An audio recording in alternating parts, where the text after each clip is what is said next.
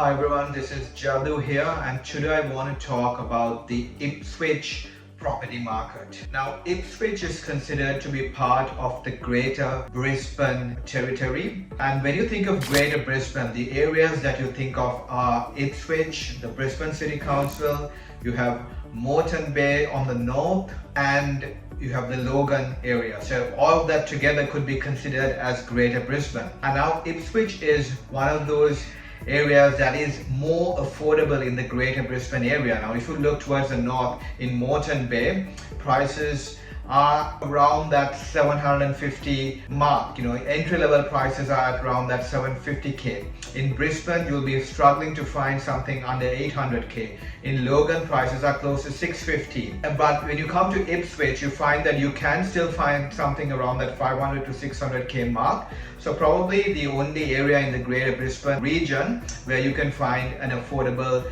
property. So today's video is about really understanding the economic indicators of Ipswich. We're looking at the housing market, the rental market, and finally I'm going to let you know if this is a good time to invest in Ipswich and what type of investor would really have to invest in Ipswich. So let's get into this video. To start off with, I really want to talk about the fundamentals around Ipswich, right? So Ipswich, for the area itself, we have an airport which services the region. We have two universities. There is the University of Queensland and University of Southeast Queensland.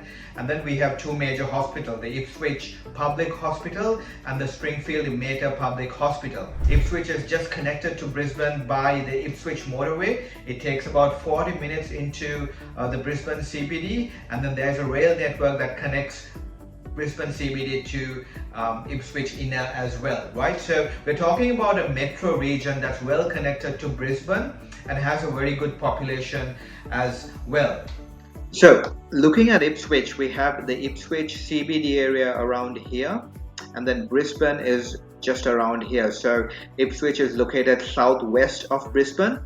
So zooming into this area here is where you find the established suburbs in Ipswich. So you have Ipswich, North Ipswich, you have Wood End and Coal Falls, kind of slightly more premium suburbs. Then you have Leichhardt, 1 Mile, Eastern Heights, East Ipswich. So these suburbs around that CBD area is where you would find your older homes that were built in the 1950s or sometimes even older.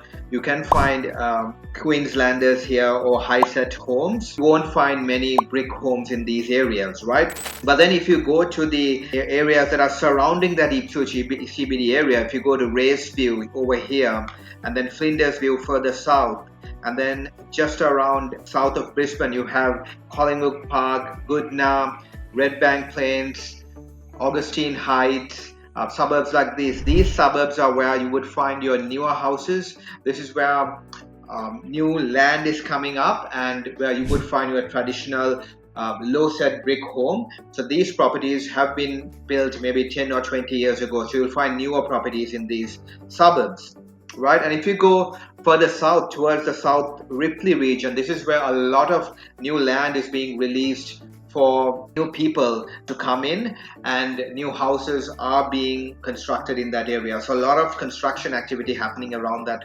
Ripley region. So that's just an overview of how Ipswich looks like. It's got a clear mix of older houses and newer homes. You have an established area which is closer to the CBD, and a newer area where you have the newer homes which is slightly more closer to the Brisbane area. So I think that's important when you look at Ipswich from a holistic perspective. Looking at the economic indicators of Ipswich, we have a GRP that's close to 14 billion. It has a population of around 250,000 people.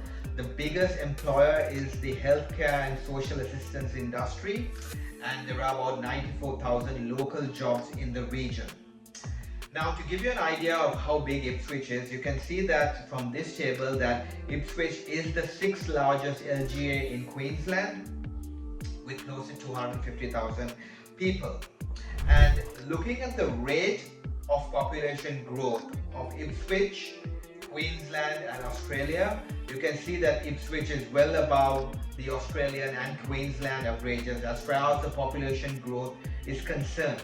So this means that a lot of people have been moving into Ipswich, and into the future the forecast also looks very strong for Ipswich. There's going to be a lot of people moving into that region, and the reason for that is because it has a lot of vacant land that is being developed, and new houses, new estates are coming up in that region, and these people will move into these new houses that are coming up. So that's why we want to look at this building approval trend, and you can see it's trending up. We want more houses in that region to accommodate all those people coming in, and that's why you can see that the approvals is trending up, right? In terms of the unemployment rate in Ipswich, we can see that it's sitting at 5.1, so that's not too bad. It's just above the national average, but in line with other LGAs in Queensland. And the final chart here, this one is showing how diversified Ipswich is. We have several industries which are powering that economy, and that is dominated by healthcare and social assistance. We have education and training, public administration and safety, there's manufacturing, there's construction, there's retail trade. So a wide range of industries powering the economy. We see that healthcare and social assistance is the biggest employer. Now that's a good thing for that region, because this produces a lot of skilled workers, and when you have skilled workers living in that region, that's good for the overall economy and the property market as well. Now all of this, the economic indicators here, it shows a very prosperous Ipswich. Ipswich used to have a kind of a stigma earlier. That is slowly changing now. The council is taking active steps to revamp the CBD area, to transform Ipswich into a different, vibrant community. We're already seeing people who are priced out of Brisbane, Gold Coast, the more expensive markets, trying to move into Ipswich, and that's causing a lot of price pressure in that region.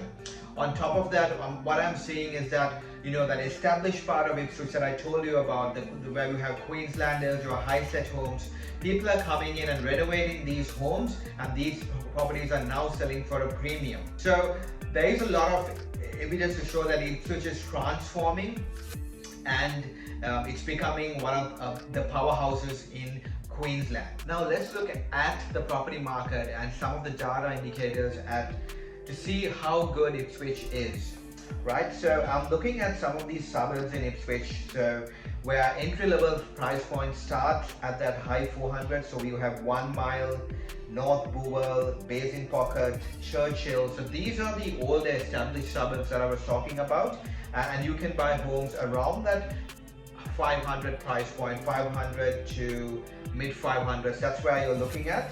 And then this second graph here, which shows other suburbs in Ipswich, still under 650,000. I've only taken suburbs under 650,000, and you can see the suburbs which have these new houses coming up, like Brassel. Then you have even Goodna has a few new houses. These areas, you can see that the houses are closer to that 600 price point. But overall, you can see that the price change has been really positive over 1 month, 1 quarter, 1 year, 3 years, and even over the last 5 years. This market has been really moving forward. There has been a lot of price growth in almost all the suburbs of Ipswich, right?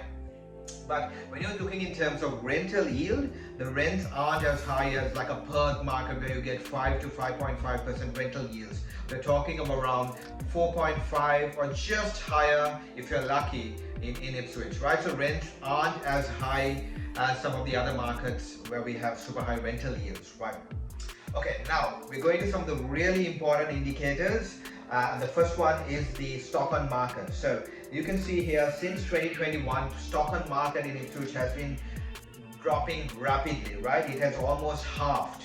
So there is not much stock available for sale, right? And that stock is just dwindling. From here, there's no sign showing that stock is increasing. That stock is dwindling, right? If you look at the inventory levels here, you can see that inventory is more or less constant, but it's very tight. You only have close to just about 2 months of inventory. Anything under 3 months of inventory is a really hot market, and it's a seller's market, right? So this trend here is telling me that there is no sign showing that the inventory is moving up. The inventory is constant at 2, which means that it's a really heated market. There's going to be a lot of competition to buy properties in this market, right?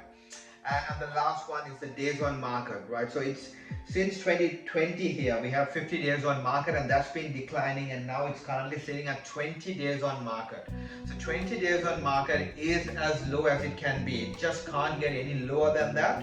So at 20 days, we are sitting in a really hot market in Ipswich, right? This means that as soon as a property gets listed, it just goes off the market within 1 or 2 days, and in some cases, it goes under contract even before the first open home. So we are talking about a really heated market where there's a lot of competition from first home buyers, from own occupiers and investors in Queensland and from interstate as well, right?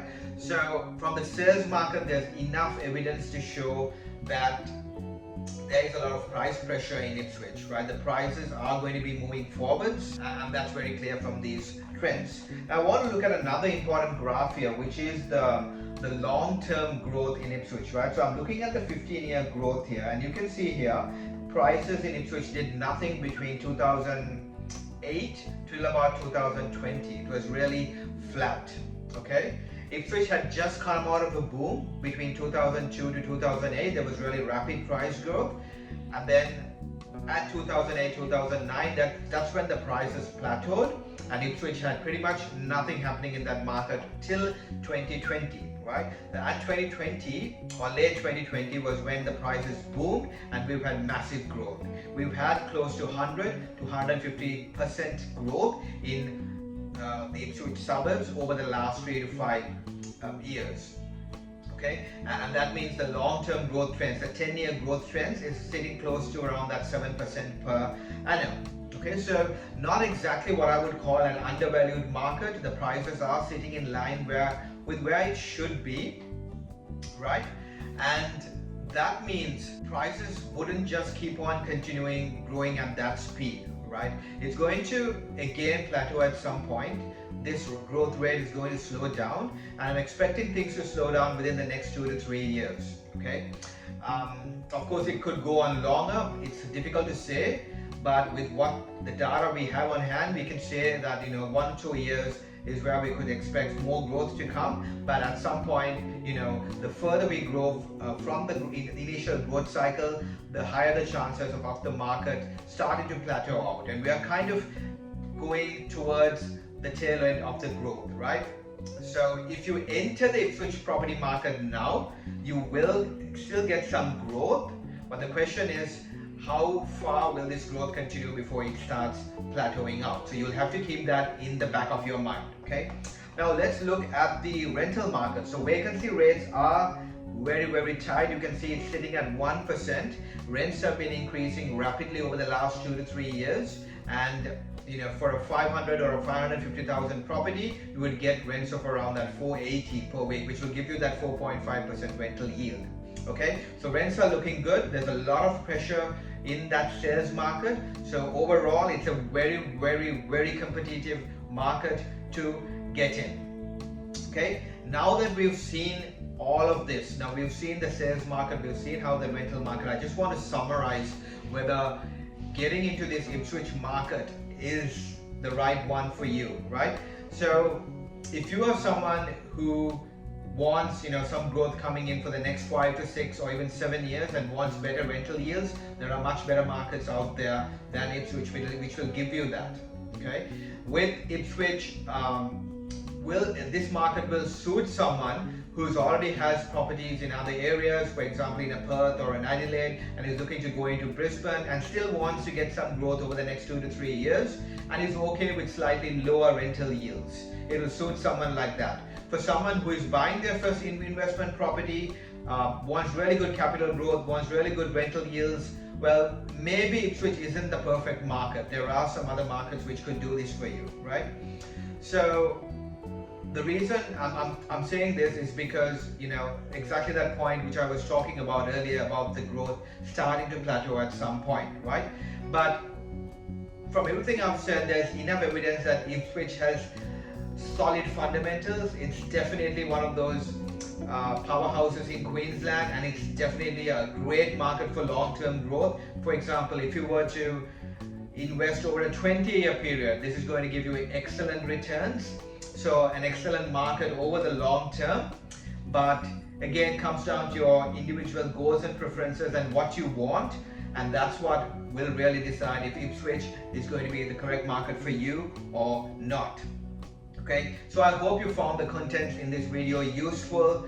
If you want, I'm looking to produce more content like this in the future, so please do like and subscribe. That will really help me. Please put in comments as well, whether it's positive or negative. Please tell me what you like and what you don't like about the videos, so that I can improve the videos and produce better content for you. Till then, that's all from me, and I'll speak to you soon.